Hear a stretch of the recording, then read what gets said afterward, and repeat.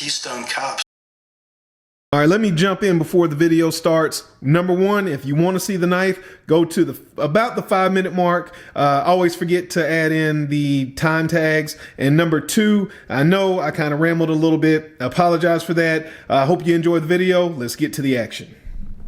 Hey guys, what's going on? I'm back with another video. You're probably wondering, why do I have this knife on top of this package and what is all this stuff? Well, this is my Jason Guthrie Scout. It came in a few days ago. I've had it sitting to the side. I'll kind of get into that a little bit more. Came via DHL. Jason and I had a conversation in June or July when his books opened up. From my understanding, he opens his books up annually. He fills a certain number of slots and then he closes his books. I believe he said that the books closed within a few seconds of them opening this last time. He got more interest than he had thought he would get. So he was actually a little bit overbooked. So anyway, I placed the order. Then he told me, he sent an email to everybody like a week or two later, and he said that I'm going to open this, by the way, while we talk. So after that, we spoke for maybe a month. Maybe 2 or 3 weeks after that, we spoke again, and he kind of told me what the process was going to be, which was within a month of him actually getting the making by knife, he would send me an email. We would talk about, specifications and things of that nature. And then he would make the knife. And then, roughly a month later, I would get the knife. So that pretty much played out. We were a month over time, but in custom knives, that's, that happens. So no big deal there. Knife came in. DHL, like I said. Let's see if there's anything else in here. So nothing else in here. There's this package here, which I'm going to come back to this, but here we go. Let's see. All right. So I'm going to pull this out off camera because just in case there's any personal information. Okay, so that's just the actual certificate of authenticity. This is number 630. It's a full titanium Scout. It was made on January 8th and the steel type is M390. So it looks like here there is some information on the different materials. Stainless steel, that gives you the Rockwell hardness, titanium Rockwell hardness, stainless steel, so on and so forth. I think that's in relation to his tungsten insert, you can see there. So pretty cool little packet. Let's open this up and see what's in here. So this just kind of tells you about the his introduction, and this is one of the things that kind of drew me to him. He comes from a gun family. If you guys don't know, I'm fond of guns and things of that nature. So that drew me to him as a maker, as well as just his designs and his execution of those designs being tools for actual use and not just another custom knife to be put up in the safe somewhere and pulled out to take pictures and look at. No offense if that's your thing, but the reason I had this up here is because the expectation I have for this Scout is pretty much the same expectation is the same expectation I've had for this knife here, which is my Strider S&G. Everybody knows this is the one knife, specifically in Z-Wear. This is the one knife I've said if every other knife has to go, this knife is staying. So that is what drew me to him. This is just information about him, about the design specifications. Let's see some other information. If you all want to see that, you can pause. Let's see. We'll keep right on moving. This is about his GTI lock. If you're not familiar, he has a tungsten insert inside of the lock, which is supposed to make it incredibly wear resistant. And you can read all that there if you would like. So that leads us to the knife pouch, and there's nothing else in there. So we'll move this over to the side as well, and we'll get down to the knife. Now, what I asked for was a full titanium Sorry, I'm fumbling my words today. Full titanium, belt satin blade, and I wanted a little bit of a bump on the hardness of the blade, which the belt satin I'll get to later. The bump of hardness on the blade didn't happen. I understood that. He said that he finds, in his opinion, the steel gets a little bit chippy. I wanted more like a 62, 63, kind of like what Bowler says on their site, which, respect to him, and my understanding after talking to a maker, it's already a feat to have Bowler doing your heat treatment to begin with. So on top of that, they generally don't like to stray too far away from what they do. So we didn't even revisit that. He said, no, it was what it was. So here you go. I got the high traction finish on the scales here. You can see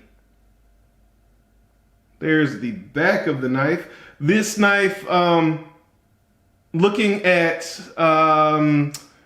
Daddy-O EDC, Mason's Instagram feed, I did notice that he posted a comparison of the older model Scout versus these newer Scouts, and you can see that they have been thinned out. So there is still contouring, but it has been thinned out. You can see here, let's check the centering. Looks pretty centered. The thumb stud has also been reduced. It was longer, now it's shorter. I do like that a little bit better. Detent's nice. It kind of opens up pretty good. I fumbled that opening a little bit. Let's see. So it does fly open. There it is with the blade out. You can see here, it does look like it's picked up some pocket lint along the way, but you can see that this has a hand satin finish, which is one of the things that Jeremy and I discussed a decent amount. So you can see there, this is the Harpoon Wharncliffe blade shape, and I did not bring out here. Here goes some receipt paper. Let's look at the sharpness.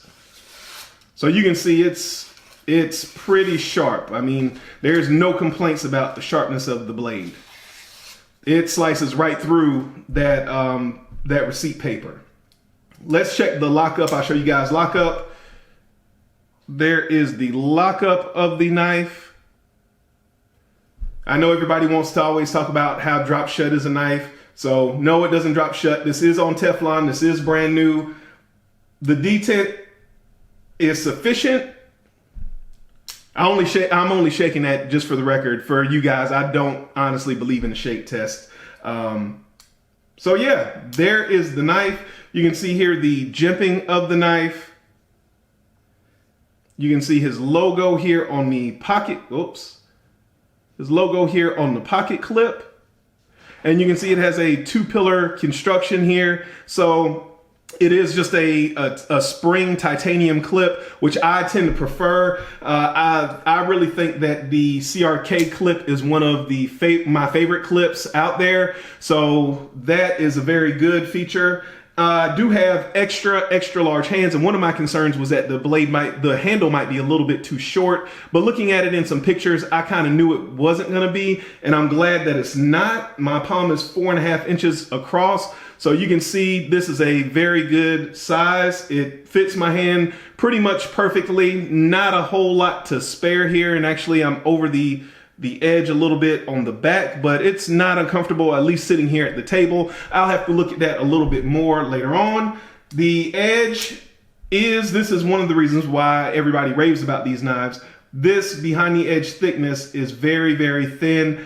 I will mic this later. Obviously, this is just an overview, kind of talking about the process and everything. And I will follow up once I've carried this some, used it some, and I've been able to gather my thoughts a little bit better. I know I've kind of bobbled this one a little bit. Everything looks really good on the knife. The one thing that, like I said, I asked for was the belt satin. And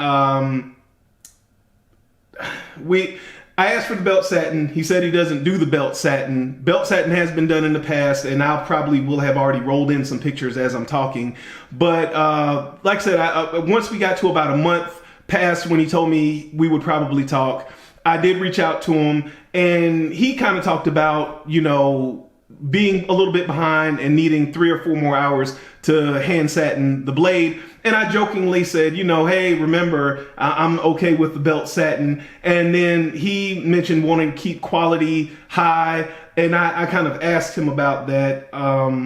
And kind of what I got from the conversation was the time it takes to put into the hand satin, as well as the reduced surface area. So therefore, you get a little bit of increased rust resistance, but we're already dealing with M390, which is not prone to rust per se to begin with. So that's a little bit of a bummer. I think that this knife, and that's why I held off on this. I kind of sucked up the hardness thing. Jason's doing this thing. This is by no means production quality M390. This is definitely a custom blade by all measures. Anyone that you can talk to that's on one of these knives. But as we've seen,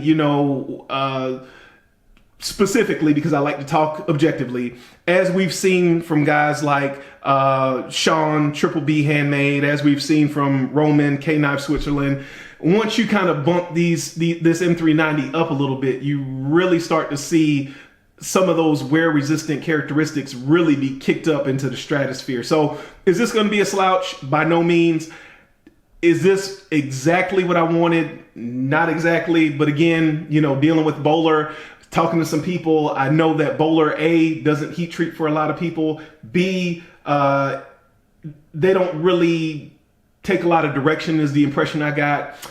The belt satin is kind of more of a bummer to me because look at this. This is very clean and industrial, but imagine if this blade had some more contrast to it. I mean, that would just be amazing in my opinion. And I think most people know, and if you don't know, I have a pretty simple industrial commercial kind of a aesthetic that I like. And I just really think that would have brought it over the top. But overall, the blade is great. The experience was pretty good. I think the knife is going to be great. I don't have any reason to believe otherwise. Jason is a first-class guy. So I know for some reason, whenever I say things that aren't exactly flawless, the first thing people kind of tend to go towards is, I'm sure the knife is still great quality. Sure, it's great quality. I haven't tested that out. We'll test that out. The next thing is, they think that it's talking about the person.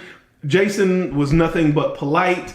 There were a few things that weren't necessarily directly addressed that I brought up with him. But, hey, sometimes when people are being polite, they don't necessarily address things they may not want to address. So I have no reason to think that he's not a first-class guy, first-class maker, and this is going to be a first-class product. There are just a few things being a custom knife, and now kind of talk about that a little bit later. There's already been some talk about that. Being a custom knife, what does custom mean completely? Does custom mean to an individual standards within a certain set of parameters? Does custom what does custom mean? Does custom mean off of a CNC machine? What does custom mean today? The only other thing that I would say, and I said I would come back to this packaging, is it came all the way from South Africa in this plastic mailer and this bubble wrap envelope. So yes, it got here safely. Again, I know that's one of the first things people will say. It got there safely. What's the big deal? Yes, it got here safely. I personally don't like to take risks that are unnecessary, personally, myself. And again, as a paying customer, I think that is a reasonable request on my part. Now, we had no conversation about packaging. I did not know how it was going to come. I assumed it was going to come in a box. As a matter of fact, I have a box I'm shipping out. You can kind of see how I ship things. This is standard for me. You can see I've not only taped the flap with 2 pieces of tape all the way around, but I also tape both sides and make sure that these tabs are not going to be able to be tampered with easily. And this package is just going within the United States. So, and this is only $100 knife. So yeah, that was a little bit interesting to me, I guess I'll say. But overall, you know, I was lucky enough to get on the books. I got 90% of what I wanted. Like I said, we can revisit the whole custom talk later. And the knife is, there's nothing that I can see with this knife that is not executed well, given the specifications I received. The only thing that I don't see in here is, I know that he mentioned, well, let me go back and look at my email, but I know I've seen in other people's information that there is a hardness card listed, like an actual Bowler heat treatment card in the package, and I don't see that here. It's not on the back of this either, so I don't know. I'll have to email him and ask him about that. But like I said, overall, you know, for this, objectively speaking, if this was just something that showed up, you know, on my table one day, this has been executed very well. And you can kind of see some of those grinds that I was talking about on this secondary swedge. I mean, how crazy would that be, opposing these grinds here, but on this flat of the blade? I mean, that would be, man, that would have just pushed it over the top. You can see here where he is gently rounded off this corner, so it's not sharp on both sides. You know, it's just, this knife, objectively speaking, is very well done. You can see there, the grind looks very even. Hopefully it's in focus. You can see the grind looks very even. Yeah, it's very well done. I look forward to using the knife. I'm glad it fits in my hand. I'm glad to have the knife. But there are a few things with the process. And honestly, like I said, the heat treatment thing, okay, but the belt satin, that is a bit of a disappointment to me, if I'm being honest with you guys. And I talked to you guys and you said you want me to give you the truth. So that is the full, honest truth about this knife. I will follow up with you all. I know I kind of rambled a little bit in this video. I know it kind of started off a little bit slow. I apologize for that. But if I'm being honest again, I really kind of put this off because I wanted to kind of clear my head and be able to open this package and kind of not necessarily have some of the same feelings and emotions I had when everything played out. Like when I got home and saw that the package was a bubble wrap envelope inside of a plastic mailer. You know, I wanted to get some of those things out of my head, come in, be able to look at this knife objectively and give you guys that, and just mention the other things. So that is kind of why I held up. The heat treatment thing, I have no reason, again, I want to be very clear, I have no reason to doubt that this is not going to perform above and beyond a production knife, which is what I'm paying for. But I just really think, as far as the aesthetics and what I like and what I was going for, that belt satin would have really put this over the top for me. So yeah, those are my initial thoughts, my initial impressions. I will follow up with you guys. There's no side-to-side play. I know that's something people like to check for too. Like I said, it's smooth. Lockup is good. You can see the pivot hardware. I don't know if I showed that. And again, I'm sorry that I'm kind of rambling a little bit here. I know this was kind of a rambly, long-winded video, but I wanted to kind of give you guys an honest video in real time. That's the other thing. I like to open things on camera because I want to give you guys my honest impressions right then and there. And the knife is good from what I can see and feel right here. I'll have to put it to some use and kind of get a feel for it in use as far as ergonomics and everything like that for my hand specifically. Again, nothing about this knife as it's been made or Jason as a maker. You know, for me in my hand, I don't foresee any issues. It feels very comfortable. It feels like a workhorse, and that is what I wanted. I wanted a custom knife to be made to my specifications that wasn't just another pretty knife. It was something that could look good, perform above the standard production knife, and just be a user. Just be an all-out user knife that I didn't have to care about when I used it. So we'll see. how things progress. I'll follow up. I usually do like a week after thing. I don't know if I'm gonna have enough use on this in a week because, like I said, I drug my feet opening the box and all that stuff, and I used up some of my time. But we'll talk later, and I'll give you guys my updated thoughts at that point in time. I appreciate you guys watching. Sorry the beginning started so slowly and there was so much rambling. I will catch you guys in the next video, and remember, a lazy man carries a dull knife.